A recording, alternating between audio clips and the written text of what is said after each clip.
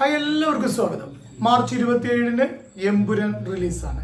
എമ്പുരാന്റെ അപ്ഡേഷനാണ് നമ്മുടെ സോഷ്യൽ മീഡിയയിൽ ഇങ്ങനെ വളരെ ട്രെൻഡിങ് ആയി. എല്ലാവരും സെർച്ച് ചെയ്യുന്നത് എമ്പുരാന്റെ പുതിയ പുതിയ അപ്ഡേറ്റുകളാണ്.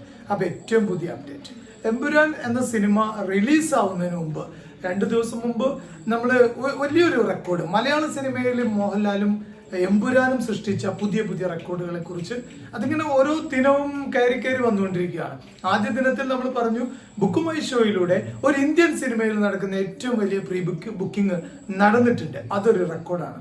ഇപ്പോൾ മലയാള സിനിമയിൽ ഏറ്റവും കൂടുതൽ പ്രീ സെയിൽ നടന്ന ഒരു സിനിമയായിട്ട് എമ്പുരാനെ നമുക്ക് കണക്കാക്കേണ്ടി വരും. അതായത് സിനിമ റിലീസ് ചെയ്യുന്നതിന് ഒരു ദിവസം ബാക്കി നിൽക്കെ, നാളെ എന്ന് പറയുന്ന ഒരു ദിവസം കൂടി ബാക്കി നിൽക്കെ 60 കോടി presale booking all over the world collect ചെയ്തു എന്നുള്ളത് മലയാള സിനിമയുടെ ചരിത്രത്തിലെ ഏറ്റവും വലിയൊരു കളക്ഷനാണ്. അല്ലെങ്കിൽ ഏറ്റവും വലിയ ഓപ്പണിംഗ് ആയിരിക്കും എമ്പുരാൻ സൃഷ്ടിക്കാൻ പോകുന്നത്.